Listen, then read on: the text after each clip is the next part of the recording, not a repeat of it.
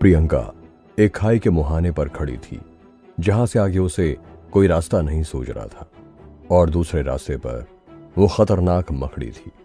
थोड़ी देर तक वहीं खड़े रहने के बाद प्रियंका ने महसूस किया कि वो सफेद मकड़ी उसके ऊपर हमला नहीं कर रही थी, जिसकी वजह से उसे थोड़ी शांति मिली। प्रियंका बोली, मैं बस यहां से गुजरना चाहती हूं, तुम मेरे पास मत आओ।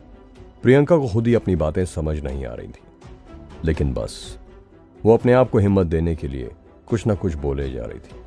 उसके बाद प्रियंका धीरे धीरे मकड़ी से दूर होते हुए दीवार से चिपक कर आगे बढ़ गई।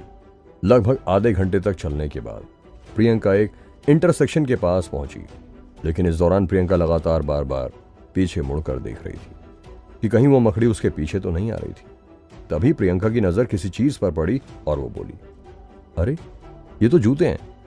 जूते देखकर प्रियंका के शरीर में एक नई सी हलचल मच गई।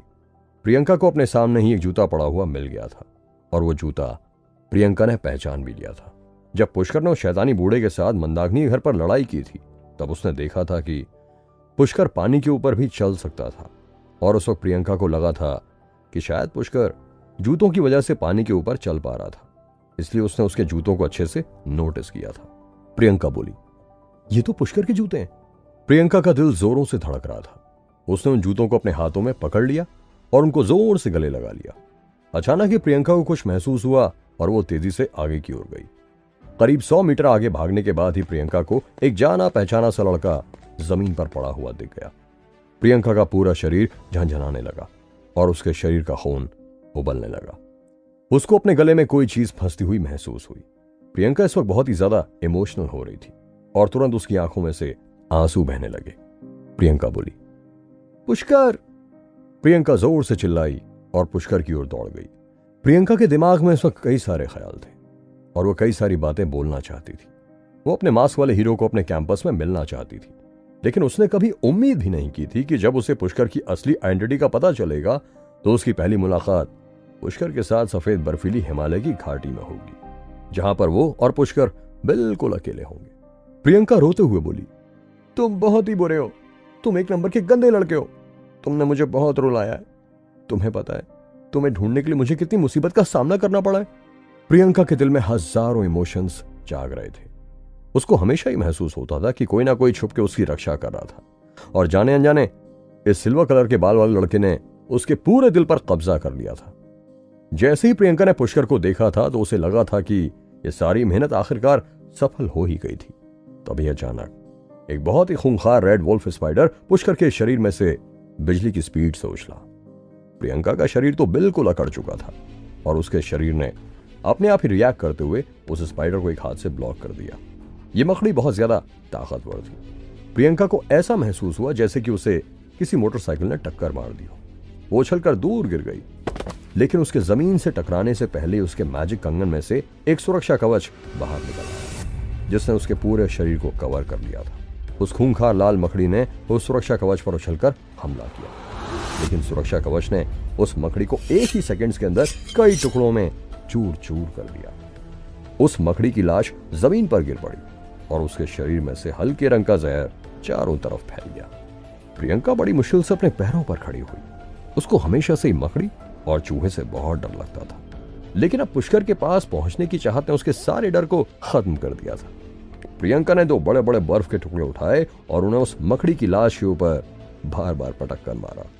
हालांकि प्रियंका का निशाना उसकी सरप्राइज कंडीशन की वजह से सही नहीं लग रहा था, लेकिन तीसरा बर्फ का टुकड़ा उस मकड़ी के ऊपर जा टकराया। ये देखने के लिए कि मकड़ी मर गई थी या नहीं, प्रियंका ने अपना पैर आगे बढ़ाया। अभी भी उसमें इतनी हिम्मत नहीं थी कि वो मकड़ी के ऊपर अपना पैर रख सके, इसलिए उसने डर के मारे कुछ बर्फ के टुकड़े उसी मकड़ी के ऊपर मारे। और जब प्रियंका ने देखा कि मकड़ी का पूरा शरीर कचुम्बर हो चुका था, तब वो तेजी से दौड़ते हुए पुष्कर के पास गई। प्रियंका को डर नहीं था कि पुष्कर के शरीर में और भी मकड़ियां हो सकती थी। वो तुरंत पुष्कर को उठाते हुए बोली, पुष्कर उठो। पुष्कर। पुष्कर के लंबे लंबे सिल्वर कलर के बाल और उसका बहुत ही हैंडसम चेहरा बिल्कुल वैसा ही था जैसा कि आजकल प्रियंका अपने सपनों में देख रही थी। प्रियंका बोली, पुष्कर, क्या तुम्हें उस मकड़ी ने काट लिया है? तुम मुझे से डराओ मत। प्रियंका के पास इस वक्त यह सब सोचने का समय नहीं था कि पुष्कर के सिल्वर कलर के बाल इतने लंबे क्यों हो गए थे। उसने डर के मारे पुष्कर का शरीर चेक किया और उसके आंसू बहने लगे। प्रियंका ने बहुत सारी खास दवाइयां बाहर निकाली जिसको अभी तक खाने से अपने आप को रोक रही थी, और तुरंत पुष्कर के मुंह में कई सारी दवाइयां भर दी। प्रियंका बोली, पुष्कर, तुम मर नहीं सकते, मैं तुम्हें मरने नहीं दूंगी। आज तक तुम मेरी जान बचाते रहे, आज प्लीज मुझे तुम्हारी जान बचाने दो। अपनी आंखें खोलो और मुझे देखो। प्रियंका के दिमाग में जो आ रहा था वो बोल रही थी। अच्छी बात यह थी कि प्रियंका ने पहले ही सोच रखा था कि अगर पुष्कर बहुत ज्यादा घायल हुआ होगा तो वह क्या करने वाली थी। प्रियंका ने पुष्कर की नाक को छुआ तो उसे पता चला कि पुष्कर सांसें नहीं ले रहा था। प्रियंका का पूरा शरीर थर थर कांप उठा और उसे ऐसा महसूस हुआ जैसे उस पर कोई बिजली गिर पड़ी हो। प्रियंका बोली, पुष्कर की सांस नहीं चल रही, क्या पुष्कर सचमुच मर चुका है? पुष्कर का शरीर बिल्कुल ठंडा पड़ा हुआ था। प्रियंका की आंखों में से आंसू बहने लगे। उसके दिल में पुष्कर को कहने के लिए हजारों शब्द थे, लेकिन वो कुछ भी नहीं बोल पाई थी। प्रियंका ने रोते हुए अपना सिर पुष्कर की छाती पर रख दिया। वो रोते हुए बोलने लगी, मेरा दिल बिल्कुल टूट चुका है। हे भगवान, तुमने मेरे ऊपर इतने जुल्म क्यों किए? क्यों मुझे इतनी दूर तक भेजा और पुष्कर को मुझसे मिलवा भी दिया, लेकिन मिलने के बाद भी मुझे उससे इतना दूर कर दिया। प्रियंका जोर जोर से रो रही थी क्योंकि वो मेंटली और फिजिकली पूरी तरह एग्जॉस्ट हो चुकी थी। प्रियंका इतनी ज्यादा थक चुकी थी कि वह पुष्कर की छाती के ऊपर सो गई। प्रियंका को पता ही नहीं चला कि वो कितनी देर तक वैसी बैठी पड़ी रही, लेकिन जब उसे थोड़ा ठंडा लगने लगा तो वह अपने सिर के नीचे पुष्कर की गर्म बॉडी को कसकर हग करने लगी। लेकिन थोड़ी देर बाद उसको महसूस हुआ कि कुछ तो गड़बड़ थी, इसलिए वो अपनी रोती हुई आंखों को खोलकर पुष्कर को देखने लगी और बोली, क्या पुष्कर अभी तक मरा नहीं है? नहीं तो पुष्कर का शरीर इतना गर्म क्यों होता? पुष्कर, उठो पुष्कर। प्रियंका इतनी ज्यादा हैरान थी कि उसने तुरंत पुष्कर की हाथों की जांच शुरू कर दी, भले ही बहुत हल्के से, लेकिन पुष्कर का दिल अभी भी धड़क रहा था। प्रियंका ने अपना कान पुष्कर के दिल के ऊपर लगाया और ध्यान से सुना तो पुष्कर के दिल में अभी भी धड़कन बाकी थी। इस बार प्रियंका खुशी से पागल हो गई और जोर जोर से तालियां बजाकर हंसने लगी।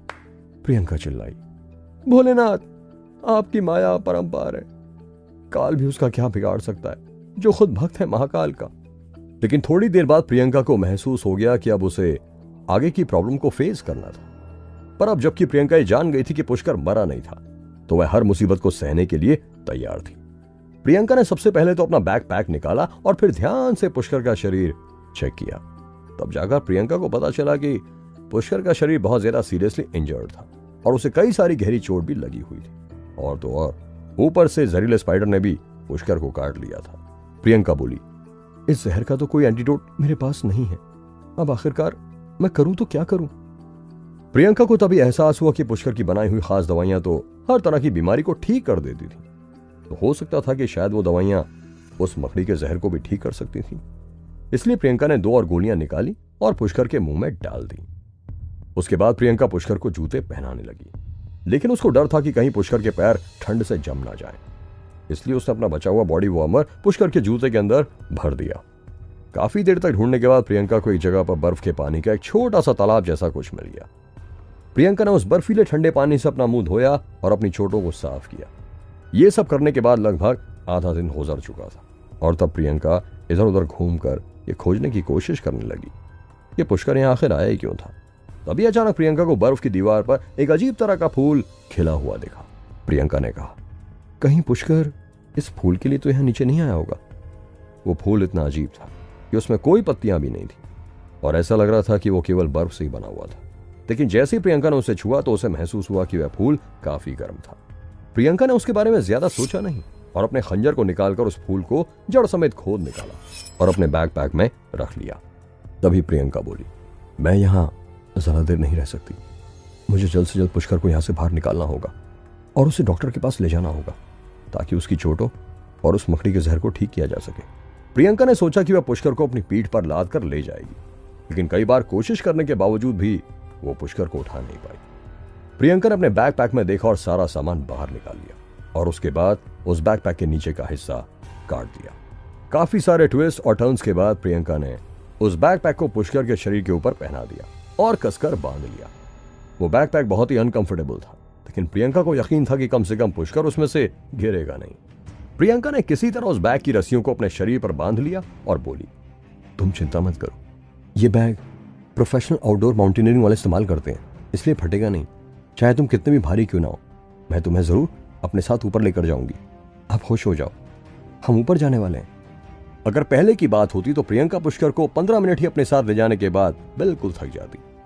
हालांकि पिछले कुछ महीनों में प्रियंका ने पुष्कर की दी हुई कई सारी खास दवाइयां ली थी, जिसकी वजह से उसका शरीर अंदरूनी तरीके से बिल्कुल मजबूत और ताकतवर हो चुका था। अब वो कोई मामूली लड़की नहीं रही थी। बस फर्क केवल इतना था कि प्रियंका को कभी भी अपनी ताकत दिखाने का मौका नहीं मिल पाता था। प्रियंका ने अपने बैकपैक के शोल्डर स्ट्रैप पर बनी हुई छोटी सी जेब में वो सारी दवाइयां भरकर रख ली, और वो अजीब सा दिखने वाला फूल भी। उसके अलावा प्रियंका को किसी भी चीज की परवाह नहीं थी। अब प्रियंका को पुष्कर को अपनी पीठ पर लाद कर ऊपर लेकर जाना था। आखिर क्या है उस अजीब से दिखने वाले फूल का राज? क्या प्रियंका पुष्कर को उठाकर ले जा पाएगी? जानने के लिए सुनते रहिए ये एक्साइटिंग कहानी सिर्फ पॉकेट एफएम पर।